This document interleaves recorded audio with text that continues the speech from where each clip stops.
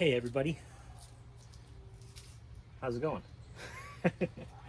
I'm here in my backyard on our tiny little suburban mushroom farm, and we obviously have a whole bunch of big, beautiful oyster mushrooms coming out of this guy. You can't see around the back, but out of the back, they're just exploding back there too. Am I even on camera? Can you see them? Yeah, you can see them. Okay. So initially, the way that we set this up was we used this chicken wire. And my thought was, okay, so the mushrooms would grow through the chicken wire. But what ended up happening in a couple of different frames that we built like this is that as the fruits came out, as the mushrooms started to come out, they ran into the cages and they ended up actually getting tangled up and messed up. So we've redesigned it and we're using all wood. And that gives us a little bit more control over the places that the mushrooms send their fruits, and nothing gets in their way and tangles them up and messes them up. So here we are. I'm gonna harvest a whole bunch of these. These are a little bit like, I should have harvested these yesterday, but they're still good. And I'm just gonna try to get some of this straw out before I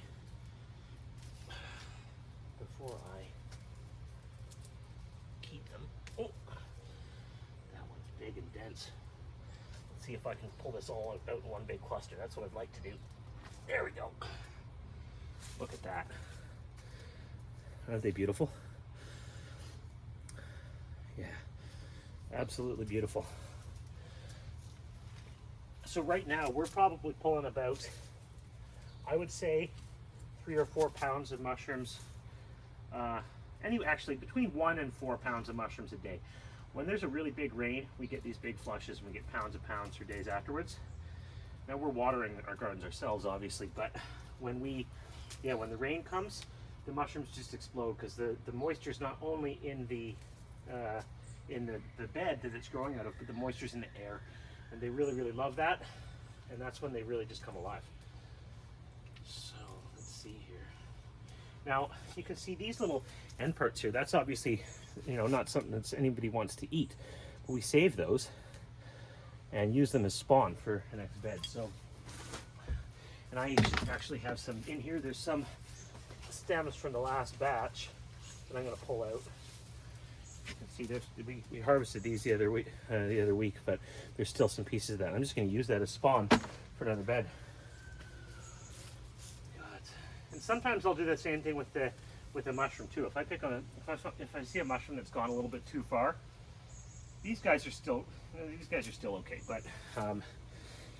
but yeah, these are still healthy, but they're pretty far gone. But if I saw something like this and the color was starting to change in a way that didn't look good, I might go ahead and just take that and throw them in there and add them to spawn for another bed. Let's see.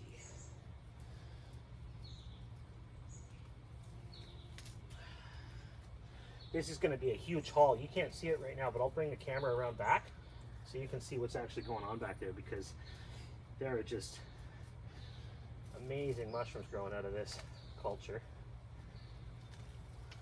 Oh, I found a little snail. Hey buddy, don't eat too many of our mushrooms, please. Yeah, so all of this is in pretty good shape. Oh, yeah, look at these. And here you can see, look at how this mycelium is cultivating, is starting to eat that wood chip. So this bed is a combination of various different things. Initially, it was supposed to be a pink oyster mushroom bed. And what happened is that I left the spawn inside of our spawning chamber, which, if you don't know what I'm talking about, you can watch one of our other videos. We're using these big blue barrels to do a bunch of work. So I was using that as a spawning chamber to take spawn bags and run them onto larger quantities of substrate. And I had some pink oyster spawn that I put on a combination of wood chips and straw. But what happened is that I left it in the sun. I left it out, and or at least I thought it had cooked and baked in the sun and killed the spawn. And so this culture, when I added a few layers to it, and then it was starting to go bacterial. So it was starting to have this pasty kind of yellow look to it, which is that's a sign of bacteria. And I thought, okay, this is done. I tried saving it once. We got one extra spawn bag. I mixed it in to try to save the culture, and And then I ended up deciding to bail on it. I was like, okay, this isn't going to work. It looks like the bacteria has won. And so we took the whole bed. We took all the straw and wood chips out of it, and we just used that as a compost, as a layer of compost inside of a hugelkultur, which is a type of permaculture garden that uses dead wood in various different degrees and sizes of decaying matter mixed in with soil to create a culture that you can grow vegetables out of. Look out for another video on that. I'll do a whole video on the hugelkulturs, but I thought it was dead. I thought it was done. I thought the bacteria had won, and I thought, okay, this is just compost now. And we laid that out and added a bunch of soil, and after a big heavy rain, we got this big beautiful flush of pink oyster mushrooms. So mushrooms are they're just incredible what they can go through and what they can overcome. And that was originally what this bed was, and then I decided to turn it into a blue oyster. So this is a combination. What we've got laid in here is a combination of straw, wood chips, and I believe there's coffee grinds in this as well. We were experimenting a little bit with coffee grinds. It wasn't the greatest experiment, although maybe it was, who knows. I can't remember if there's coffee in this one or not. But one of our other beds that we had coffee grinds in a similar situation, it looked like after I mixed the spawn and left it for a few days, it looked like it was the mycelium was starting to lose and it wasn't going to take off.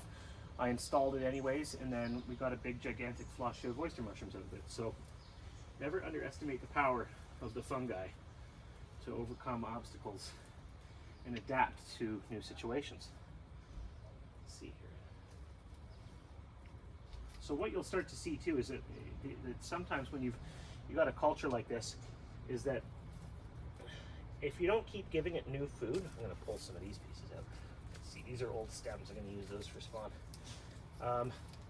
If you don't keep giving it new food, the mushrooms you're going to see smaller and smaller flushes of mushrooms coming out of it. But what I found is that this is working so much better than our bucket technology. We're also growing out of buckets. And the first round of buckets, I was just a little bit disappointed with the size of the mushrooms. We got one or two big flushes, and they were really beautiful, but the rest of the fruits that came out were small and disappointing. And I'm not sure. That could have been because I used hydrated lime to pasteurize the straw, and there might have still been a bunch of lime inside of the straw that inhibited the growth of the fruit bodies. That's neither here nor there. There's a lot of variables, so it's hard to say. But I decided I was going to use a similar idea, and just instead of a sealed environment in buckets, just use an outdoor application. And it's working out really, really well. Like, I'm blown away at how well this is working, folks. Let's see, I'm going to come around back. I'm going to move the camera so you guys can actually see what I'm talking about back here. Here's a little bit of a close-up.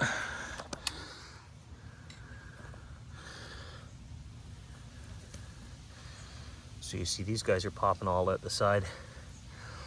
They're running into a bit of a problem here. What I need to do is I need to pack the substrate all the way to the edges. So I'm going to eventually maybe I'll do that today, is add another skid onto the front, and then I'll pack the substrate really nice and dense up in here. I'm going to leave these little guys. But over here you can see we have a whole lot of big, beautiful mushrooms. Now, again, these are a little bit like, I would have ideally harvested those a day or two ago, but the next best time is now, and they're not bad. So just typically you want to harvest your mushrooms when the cap is starting to curl, but it's not all the way open. Because after it opens up, that's sort of the end of the life cycle of or at least of the fruit bodies, and the fruit bodies are going to decay after that. Or they're going to start to decay after that. Sorry about this, just a second, folks. Okay. Can you see okay? All right. There we go. So I'm going to come along, actually, while I'm here. I'm going to come along and I'm just going to remove this chicken wire, because we don't really need this here.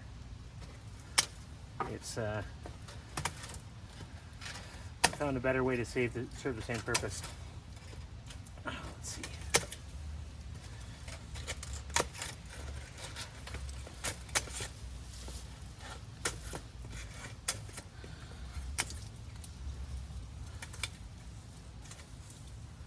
Yeah, so those are coming right through the cage, and I'm gonna have to figure out what to do about that. I'm gonna come around, try to cut them free without messing up the mushrooms too much.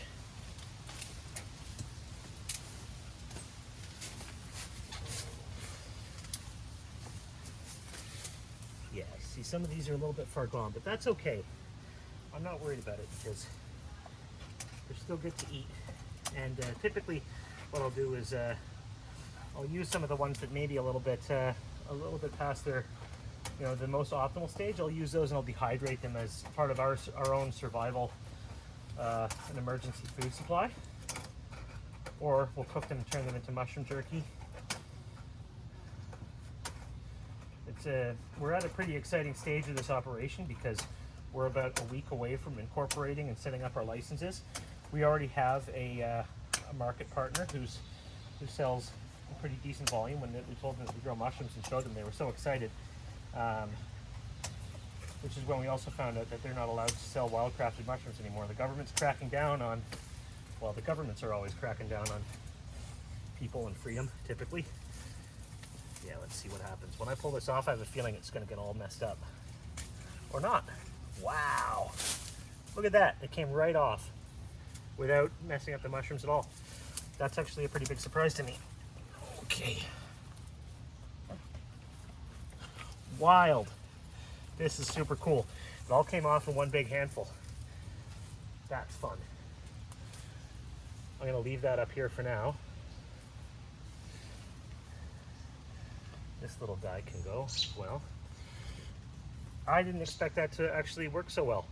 That's exciting. Wonder if this will work as well with these ones. Yeah, almost. I ripped a piece or two off, but we'll just throw those back in to the pile. Something that I really appreciate about this, this life, really, it's the farming life, but particularly mushroom farming, is that there's no waste. There's like nearly zero waste. So even if a mushroom goes through its life cycle and we miss it, and it goes and rots, it doesn't matter because that's what it's supposed to do, is to spread its spores. And so the work we're doing is such an exponential process where we're taking other people's waste products, we're making their lives easier, and we are turning that waste product into delicious, nutritious food. We're also helping the environment. We're helping create biodiversity. We're helping create healthy soil. And so even if we miss a batch of mushrooms, we're putting lots and lots of spores in the environment, which is good for the environment. And yeah, that's what's up here. I'm gonna turn the camera off. I'm not gonna bother making you guys sit through watching me harvest yet another bunch of mushrooms, but take a look at these. Like, this is huge. That's my hand. Like, that is a gigantic bushel of mushrooms. Wow, beautiful. And it's more and more, like every day the harvest gets better and better. I'm gonna turn the camera around quickly and say hi to you guys. Every day the harvest gets better. It's just it's exponential growth, right? And mushrooms don't take a lot of work. There are mushroom farmers out there, God bless their hearts, that are doing a lot of work. And we're doing work, but I'm not a big fan of things that I have to do the same way over and over again. I want the work that I put in my farm, in my garden, in my businesses, to be evergreen. I want it to be something that I have to do the work once, and maybe it's really hard work, but after that, it creates a closed loop system. This is one of the principles of permaculture, is closed loop systems, right? So this is becoming a closed loop system. Initially, we had to add a lot of spawn to our environment, but now we can use the cultures that are already growing. We can use them to generate our own spawn. So we're eliminating an expense. Because we're adding all these spores into the environment, eventually what's going to happen is we're going to start seeing mushrooms pop up in places that we didn't even plant them. In fact, I want to show you an example of this. Now, I did not inoculate any of our environment with turkey tail, but watch this. This is a fascinating testament to the power of nature. So these two logs we found outside of someone's driveway. They were doing some tree work, and they were in pretty rough shape, but this one was still alive. Now, this was at the very beginning of the summer. This tree is still alive. I don't even see if it's got roots, but maybe it's sucking some moisture up through the ground there. And then today I saw we've got these beautiful turkey tails just popping out of here. Now, again, I did not inoculate this environment with turkey tail. However, the point is that spores move through the environment and find ecological niches to colonize. And eventually we're going to see that around here, is that the various different mushroom species that we're growing here, they're going to start self-propagating over time. As long as we keep adding substrate and food to the environment, eventually we're going to get to a stage where the mushrooms and nature just take care of the work, and we've got a food forest, basically, where we're just harvesting food. Because look, plants were here, plants have been here for a long time, probably a lot longer than us. They figured it out. And human beings have this erroneous and ridiculous ego complex about nature, where we think we have to control and dominate nature, which is just, it's a silly attitude to have. We're part of nature. We should work with nature instead of against it, because we waste a lot less time and energy, and we have better lives. So that's it. Arjun, over and out. Take care, and go ahead and like and comment and share this video. We could really use some support. I don't have a lot of time to edit content, which is why so far all of my videos are just raw. I don't have the time.